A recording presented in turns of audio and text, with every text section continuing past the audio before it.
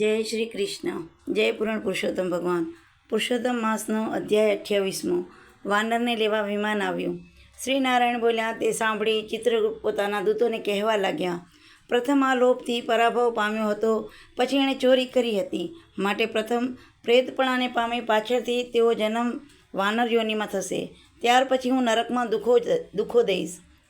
આમ ચિત્રગુપ્તે કહ્યું એટલે ભયંકર દૂતોએ તે બ્રાહ્મણને સમાચાર લગાવતા પ્રથમ ફળથી રહિત અને નિર્જન વનમાં પ્રેતપણાને પમાડ્યો. તે બ્રાહ્મણ બહુ કાળ સુધી પ્રેતની જાતિમાં પામી ભૂખ તરફથી વ્યાકુળ થતાં નિત્ય ગાઢ વનમાં ભટકતો હતો. પ્રેતના જન્મમાં રહેલા દુઃખના અનુભવ કરી પછી ફળની ચોરીથી વાનરનો અવતાર પામ્યો. જંબુખંડમાં આવેલા ફળને પુષ્પોવાળા શોભિત કાલજર નામના પ્રસરિત પર્વત ઉપર દેવોના રાજાએ બનાવેલા સરોવરને સરખા, અપ્સરાઓને સેવવા યોગ્ય, પાપને ટાળનાર, દેવોને પણ દુર્લભ મૂંગતીર્થ એવા નામે પ્રચલિત ઉત્તમ કુંડ હતો, તે જેમાં કરેલા શ્રાદ્ધથી પિતરો સદગતિ પામે છે. ત્યાં દૈત્યોના ત્રાસથી દેવો મૃગરૂપે બની નિરંતર ભય વિના ફરતા હતા, એથી તે મૃગતીર્થ કહેવાય છે. ત્યાં એ બ્રાહ્મણ મનુષ્યોના દેહમાં ફળની ચોરી કરેલા પાપથી પ્રથમ વાંદરાનો જન્મ પામ્યો. નારદ બોલ્યા, ત્રણેય લોકના પવિત્ર કરનાર રમણીય મૃગ તીર્થના કરોડો પાપવાળા દુષ્ટ વાંદરાઓને કેમ નિવાસ કર્યો? હે ઋષિ, હે નાથ, મારા મનમાં રહેલા સંદેહને દૂર કરો. સૂત બોલ્યા, હે બ્રાહ્મણો, આ પ્રમાણે નારદને પૂછતા અતિ પ્રસન્ન થયેલા તપના ભંડાર નારાયણ નારદ મુનિના સત્કાર કરતાં બોલ્યા, કોઈ ચિત્રકુંડના નામના પ્રચલિત મોટો વૈશ્ય હતો. તેની સ્ત્રી પતિવ્રતા તારક નામની હતી. તે બંને ભક્તિથી પુણ્યકારી શ્રી પુરુષોત્તમ માસ કર્યો હતો, અને તે શ્રી પુરુષોત્તમ માસ પૂરો થયો જ્યારે છેલ્લા દિવસ આવ્યો ત્યારે સ્ત્રી સહિત હર્ષવાળા ચિત્રકુંડે ઉદ્યાપન કર્યું. વેદને વેદનાંગોના પારને પામનાર સ્ત્રીઓ સહિત ગુણવાળા બ્રાહ્મણે ઉદ્યાપનની વિધિ કરવા બોલાવ્યો. હે નારદ, ધનના લોભથી કંદર પણ ત્યાં ગયો. જ્યારે ઉદ્યાપનની વિધિ પૂરો થયો ત્યારે ચિત્રકુંડે અતિ ઉગ્ર દાનથી સ્ત્રીઓ સહિત બ્રાહ્મણોને સંતોષ્યા. સંતોષ પામેલા સગડાઓએ ઘણી દક્ષિણા આપી. દક્ષિણાથી સંતોષ પામેલા બ્રાહ્મણો ઘેર ગયા, પણ અતિ લોભી કંદર્પ રોતો રોતો તેની આગળ ઊભો રહ્યો અને વિનયથી ગનગન કંઠે કહેવા લાગ્યો, હે ચિત્રકુંડ વૈશ્ય, તમે વિધિપૂર્વક પુરુષોત્તમ સારી રીતે જેવું કર્યું તેવું કોઈ ઠેકાણે આગળ કોઈએ પણ કર્યું નથી.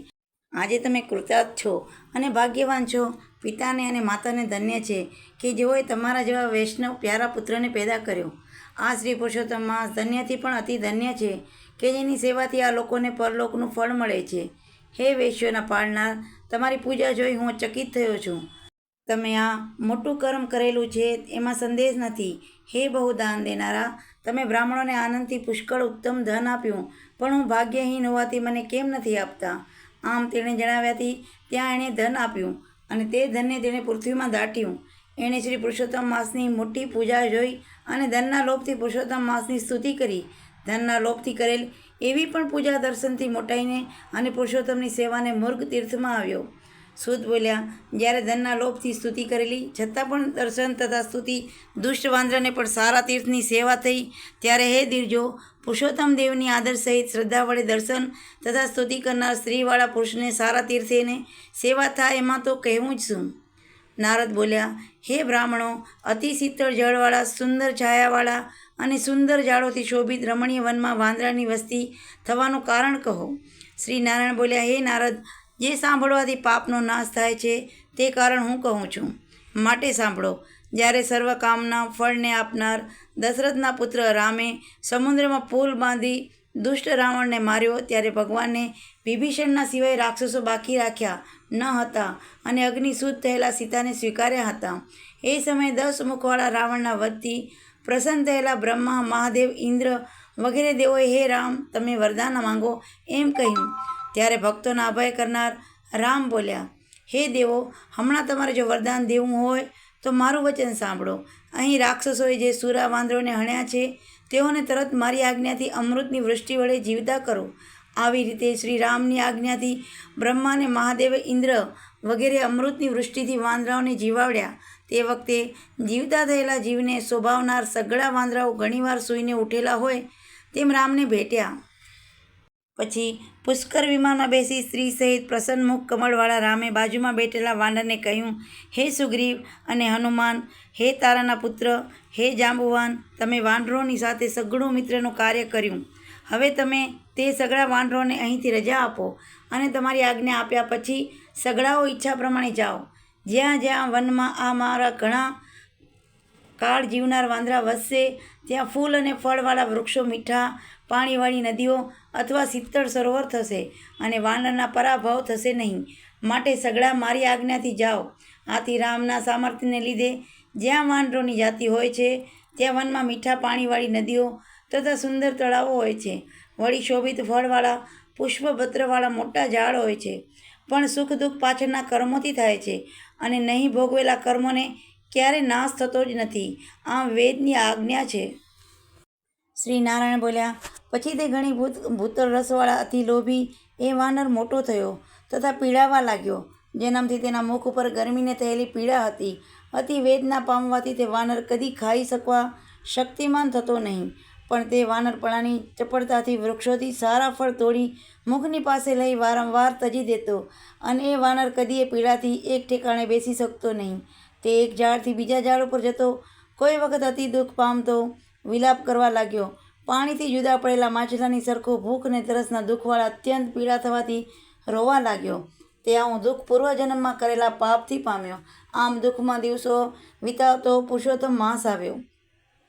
વાયુ વગેરેથી પીડા પામેલો તે કોઈ વખતે અંધારિયા પક્ષમાં ગાઢ વનમાં ફરતો તૃષા પામેલા કુંડની પાસે જતો. પાણી પી શક્યો નહીં અને જળથી કુંડ ભરેલા છતાં પણ ચપળતાથી ત્યાં ઊંચા ઝાડ ઉપર ચડ્યો.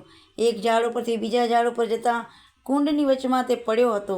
બહુ કાળ સુધી ખાધા પીધા વિના, શિથિલ ઇન્દ્રિયોથી બુઢો થયેલો, બળ વિનાનો હોવાથી કુંડના પડખાનામાં ભાગમાં રહ્યો.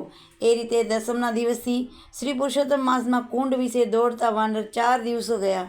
5મો દિવસ આવ્યો ત્યારે મધ્યાહન વખતે પ્રાણથી રહિત થતાથી તીર્થમાં પડ્યો અને પાણીની ભીંજાયેલ શરીરવાળો તે વાનર અંતઃકરણની મલિનતા મટવાથી તે દેહને તજી તરત જ દેવતાઈ આભૂષણોથી શોભતું, કરોડો કામદેવના જેવા સુંદર રત્નમય મુકુટથી શોભતું, અતિ સુંદર કુંડળોથી યુક્ત પીળા વસ્ત્રવાળા, પુણ્યરૂપ સારા રત્નોવાળી કોટી મેખલાવાળા, બાજુબંધને કળાથી શોભિત અને અતિ સુંદર કેશોથી વીંટળાયેલો સુંદર મુખવાળા શરીરને પામ્યો.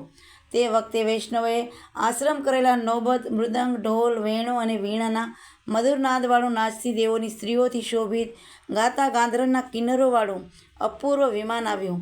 તે જોઈ શોભિત શરીરને ગળનારા ઘણા વાનર ઘણા વિસ્મય પામ્યા કે મોટા પાપથી મને અતિ પુણ્યવાળો યોગ્ય એવું વિમાન સુખ ક્યાંથી? પછી કોઈ સ્ત્રીએ ચંદ્રના જેવી ક્રાંતિવાળું છત્ર તેની ઉપર ધર્યું. કોઈએ ચામર ઢોળ્યા, કોઈ અપ્સરાઓએ આનંદથી વાજિત્ર હાથમાં લઈ વગાડવા લાગી, કોઈ તેની સમક્ષ નૃત્ય કરવા લાગી. ગાવાને વગાડવા તત્પર એવી કોઈ હાથમાં ગંગા નદીના જળથી ભરેલી સોનાની જારીને ધરી તેની પાસે ઊભી. આવે વૈભવ જોઈ તે પૂતળા સમ બની ગયો. પુણ્યથી રહિત, પોતે દુષ્ટ બુદ્ધિ છતાં મને આ શું અને આ કયા પુણ્યથી થયું? મેં કશું કર્યું નથી. મેં આજ દિન સુધી કોઈ એવું સારું કામ કર્યું નથી કે જેથી વિષ્ણુના પદને પામું, એમ વિચારવા લાગ્યો. શ્રી નારાયણ બોલ્યો. આમ પાસે દેવતાએ વિમાનને જઈ મોટા સુખના ખજાનાનો તર્ક કરતાં વિસ્મય પામેલો ચિત્તવાળો એ વાનર ઉત્તમ અભિપ્રાયને જાણી વિષ્ણુના દૂતો વાનરને જન્મને તજી પાસે રહેલા તે પ્રત્યે બંને પગે લાગી હાથ જોડી વિનય સહિત મધુર સાદે કહેવા લાગ્યો. આ પ્રમાણે શ્રી બ્રહ્માંડીય પુરાણમાં પુરુષોત્તમ મહાત્મય શ્રી નારાયણ નારદના સંવાદ વિશે કંદર્પ આખ્યાન વાનરને લેવા વિમાન આવ્યું. આ નામનો 28મો અધ્યાય પૂરો થયો. બોલો પુરાણ પુરુષોત્તમ ભગવાનની જય. કાંઠાગોર માતની જય. જય શ્રી કૃષ્ણ. આ વિડીયો પર લાઈક, કમેન્ટ અને આ ચેનલને સબસ્ક્રાઈબ કરો.